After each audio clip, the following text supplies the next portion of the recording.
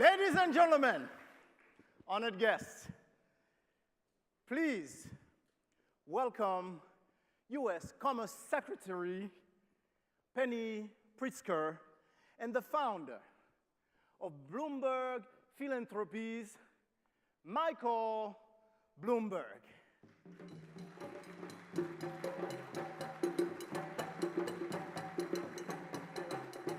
Thank you.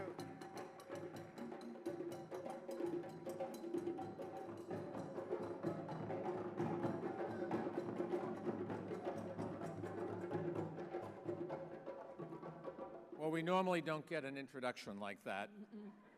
Good morning, everyone, and welcome to New York. Secretary Prizker, it is great to join you again here at this second U.S. African Business Forum. Thank you, Mike, for your leadership and your friendship. It's been wonderful for the Department of Commerce to partner again with Bloomberg Philanthropies to organize this amazing forum. I want to extend a special welcome to all of our distinguished guests visiting from across the United States and Africa.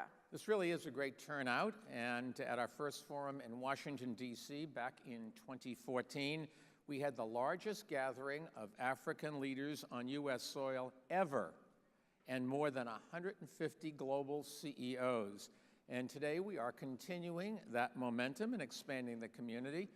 I've always been a big believer in the idea that bringing people together, we can spur new opportunities and partnerships that will benefit everyone involved.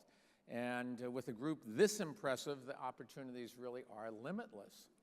Mike and I share a core belief that the private sector, including everyone here today, is a powerful force for progress around the world. Your businesses, your partnerships, and your investments have helped to solve problems across the African continent and generate prosperity on both sides of the Atlantic. In the process, you have strengthened the economic partnership between the United States and Africa. Deepening these commercial ties remains a top priority for the Obama administration. Since the last forum, our Power Africa initiative has helped fuel power generation projects that are essential for economic growth across the sub-Saharan Africa.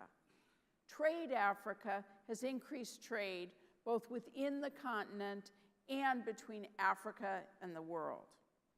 And we've extended the African Growth and Opportunity Act for another 10 years, which will help more African products reach American customers duty-free.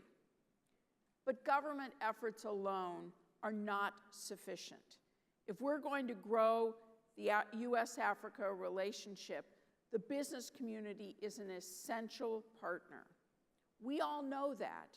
Over the 2 years since the first U.S. Africa Business Forum, economic growth has slowed across the globe.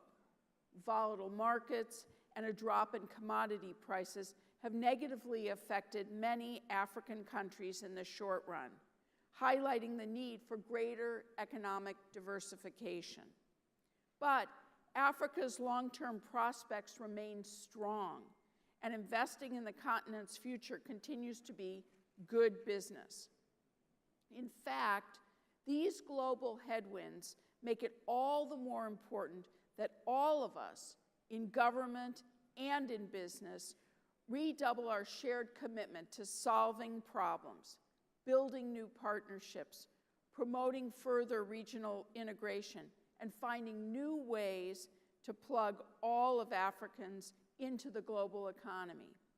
Today is an opportunity to showcase how existing partnerships are already transforming our economic relationship, to celebrate the new deals and investments announced this week, and to shine a spotlight on opportunities for us to continue to work together. And I think it's fair to say that in spite the ups and downs we've seen in the world economy since we last met, Africa's future really is bright.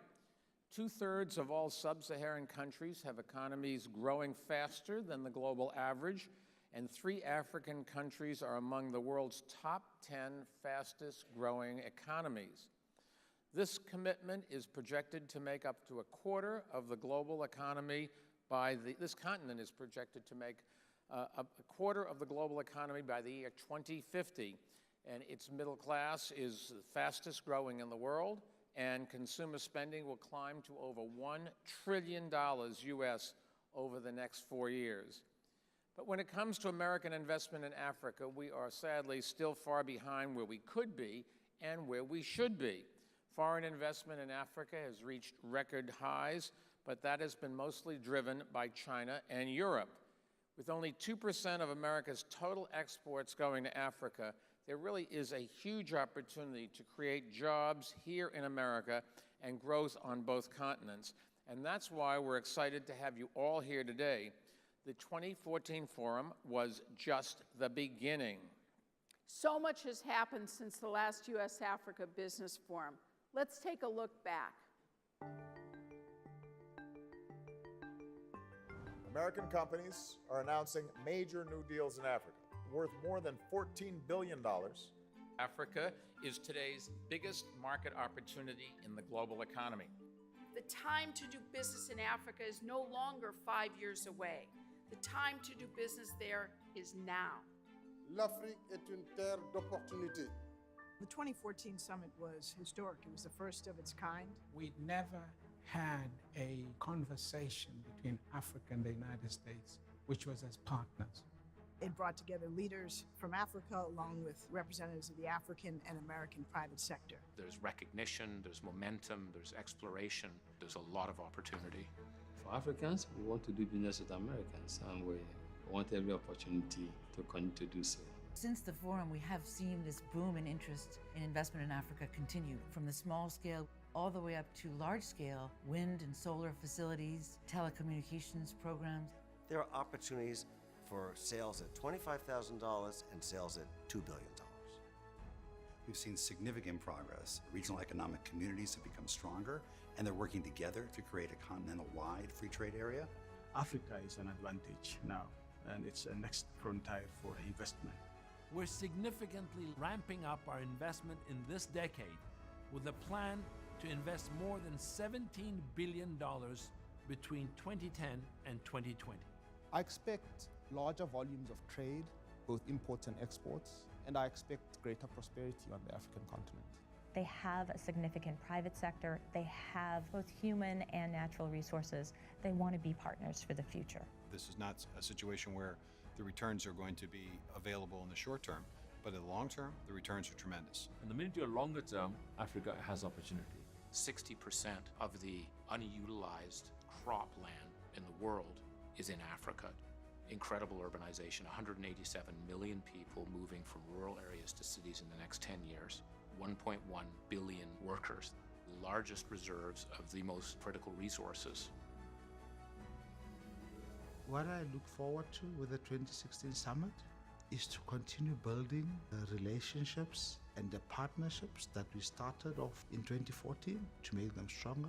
Given what we have seen in the past and that we've laid a foundation as we go into the second summit, we're very bullish on what can come out of it. The 2014 summit, our underlying theme was Africa Open for Business. 2016 is about let's get down to business.